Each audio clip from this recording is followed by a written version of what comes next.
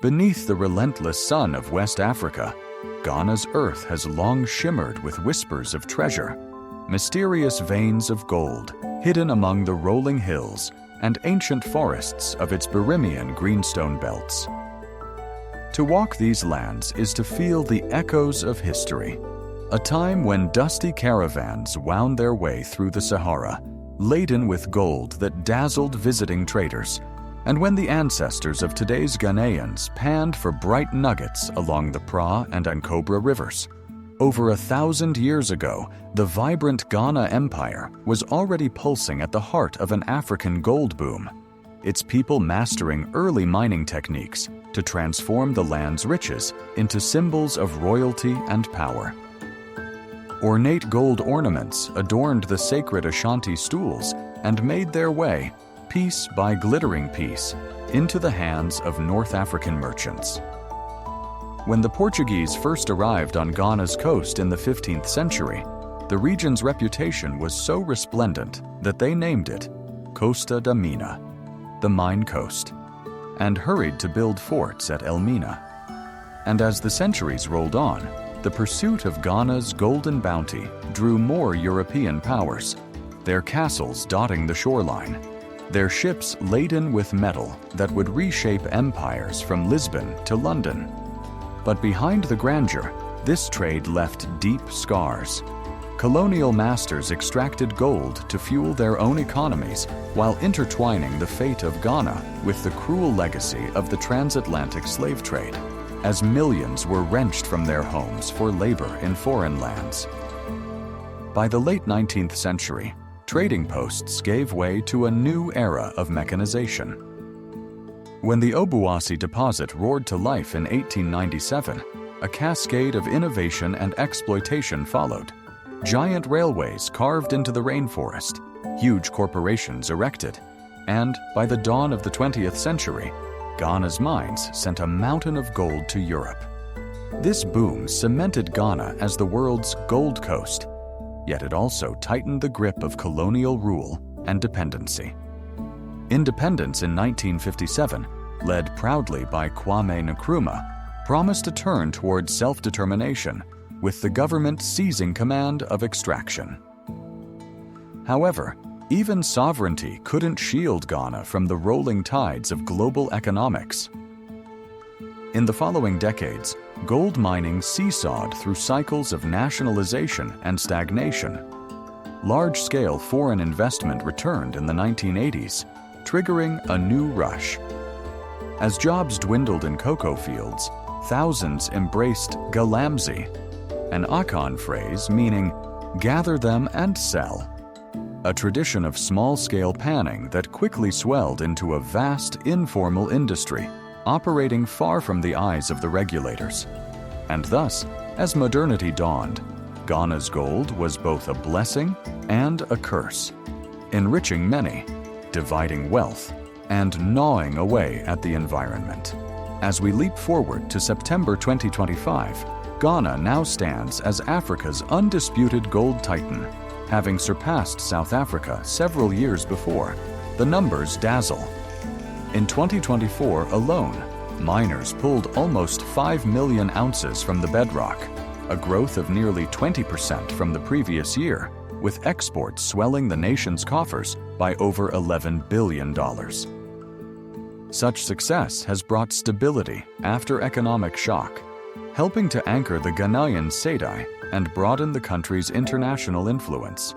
At the surface, colossal mine complexes like Tarkwa and Ahafo glint under the equatorial sky, their tunnels winding deeper each year. But the story runs far wider.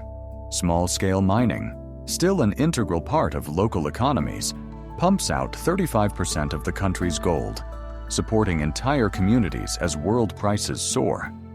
The government, recognizing both the promise and peril, has acted, ushering in a new agency, the Ghana Gold Board, to better regulate and purchase artisanal gold, stamping out the tentacles of smuggling and boosting the nation's reserves threefold in under a year.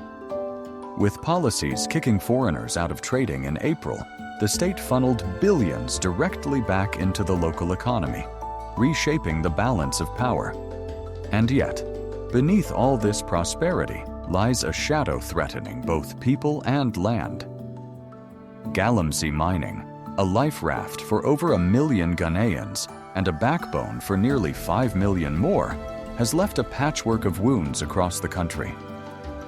From 2005 to 2019, artisanal activity razed nearly a quarter of the forests in Ghana's southwest.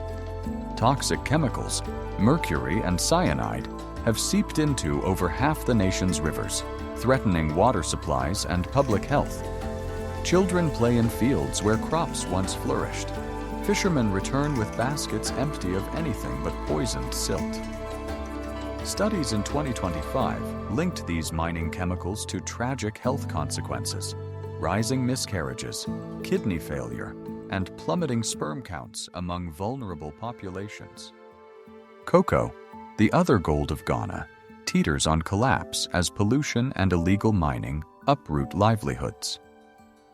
Despite government bans, the cycle of corruption persists, and the struggle to regulate this hidden economy often seems endless.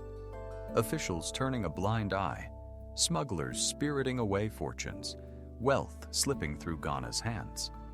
But amidst this flurry of hope and hazard, a quiet revolution is taking place far beyond the reach of riverbanks and rainforest canopies, a revolution orbiting hundreds of kilometers above the Earth itself. Satellite technology, once a dream locked away in laboratories and technical manuals, has become the silent guardian of Ghana's gold. When the first Landsat imagery trickled in during the 1970s, it only hinted at what might one day be possible. Early maps revealed ghostly outlines of ancient faults and mineral zones, but persistent clouds and blurry resolution held back meaningful progress. Everything changed with the digital age. In the last decade, sensors like Sentinel-1 have begun to pierce through Ghana's endless cloud cover, their radar beams tracking the telltale glimmer of surface water and structural changes left by Galamsey. The Ghanaian Environmental Protection Agency, partnering with NASA's Surveyor West initiative, has pinpointed illegal mining hotspots from space, allowing for targeted ground interventions and the first glimpses of nationwide accountability. In a landmark case study running from 2020 to 2025, satellite images captured by global constellations were analyzed for spectral fingerprints, the unique signals given off by minerals like iron oxides, which often accompany gold. By cross-referencing this flood of digital information, researchers developed a gold potential index so precise that it cut in half the need for risky, guesswork drilling. As new radar and multispectral data streams pour in, they build 3D models of the land beneath the forest, offering both miners and regulators a map not just of what's there now, but what may soon emerge. For the largest mining companies, these tools are invaluable, tracing the spread of Galamsey activity and helping build a traceability system where every ounce of gold, from rocky hillside to royal mint, can be verified as responsibly sourced. Here, technology is not just another hand in the gold rush, but a scalpel in the healing of Ghana's scarred earth. Looking toward the horizon, the landscape is shifting once again. By 2030, experts predict that Ghana's gold mines will churn out over 6,300 tons for the global market, as new frontiers open and cutting-edge policies find traction. Giant projects in North Ahafo, Namdini, and northwestern Ghana are already breaking ground, promising hundreds of thousands of fresh ounces every year. The Ghana Gold Board's new refinery, opening in October 2025, promises to add value and jobs, while new digital innovations, including a gold-backed SEDI, offer a financial cushion against future shocks. But prosperity alone cannot buy sustainability. The haunting shadow of Galamsey still hangs over the nation, threatening forests, families, and the very possibility of a green gold future. Hope lies in a wave of innovation. Biomining using microbial life to harmlessly extract metal without poisons. Artificial intelligence guiding land reclamation at a scale once impossible, restoring tens of thousands of cocoa farms and nurturing lost rivers back to life. There is a growing movement to forge nature-positive mining, a vision where the hunt for gold supports, not devastates, biodiversity. By weaving communities directly into every mining contract, offering scholarships, building water systems, anchoring gold to real opportunity, Ghana's leaders aim not only to heal, but to revolutionize. And at the very heart of this new era, satellites will play an even greater role. Advanced hyperspectral heads and machine learning models are converging, probing deeper, faster, and with a precision that rivals the human eye on the ground. Drone fleets will one day work in tandem with satellites overhead, mapping the three-dimensional veins of Birimian stone with breathtaking detail. From the boardrooms of Accra to the summit of global tech gatherings, Ghana is being celebrated as Africa's model, proving that intelligent monitoring and ethical stewardship can coexist with astonishing wealth. And here, in this pivotal chapter of a centuries-old story, the role of Farmonaut comes sharply into focus. Farmonaut is not just another player in the broader field of satellite data. It is a catalyst, bringing powerful, democratized remote sensing into the hands of those who need it most, not only in Ghana, but across the world's mining frontiers. Founded with a mission to make complex geospatial intelligence accessible through user-friendly apps, web platforms, and APIs, Farmonaut breaks down the barriers once imposed by expensive and obscure technology.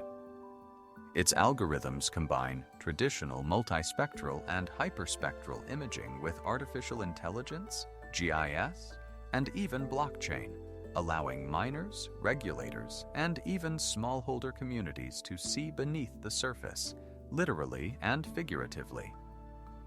Perhaps most powerfully, Farmonaut's work in Ghana and neighboring states has transformed mineral exploration into a non-invasive, highly efficient process. Where prospecting once meant months of laborious fieldwork and guesswork, Farmonaut's suite of tools now parses hundreds of spectral bands to unearth iron oxides, clays, and other minerals associated with gold, drawing quick, accurate maps of alteration zones and potential deposits with up to 60% greater efficiency. LiDAR and synthetic aperture radar reveal the contours of the Earth in 3 dimensions, monitoring ground stability and flagging hazards before disaster strikes, all while AI models digest vast oceans of data to forecast where the next great strike might lie. The environmental benefits are monumental. Drastic reductions in on-site disturbances, better risk assessments in real time, and the preservation of vital lands and waterways. Case studies from across Africa, from Ghana's golden heartlands to the deserts of Mauritania, have proven the approach's merit, identifying high-potential zones in days instead of months, and consistently supporting more sustainable, less wasteful mining. And crucially, Farmonaut's blockchain integration ensures that gold traced from discovery to refining can be certified as ethically sourced, an invaluable safeguard both for the planet and for Ghana's reputation as it enters the digital age. As Ghana faces the future, Farmonaut's technology stands as both a shield and a beacon, guiding responsible explorers toward prosperity, empowering governments and communities to enforce standards, and ensuring that the legacy of Ghana's gold will be one of renewal rather than ruin. In a world hungrier than ever for the resources within our Earth, it is the careful union of ancient wisdom and modern innovation, embodied in tools like Farmonaut, that will decide what we pass on to those who come after. Ghana's Golden Odyssey, from the shifting sands of empire to the challenges of climate and commerce, is not merely about digging deeper. It is a story about learning from the past, protecting the present, and shaping a future where the glow from the veins of Earth lights not just the pockets of a few, but the path of an entire nation. As new dawns break over the forests and rivers, and satellites continue to sweep overhead, Ghana's golden legacy, guided by technology and stewardship, remains undimmed, an enduring testament to what is possible when knowledge, vision, and hope rise together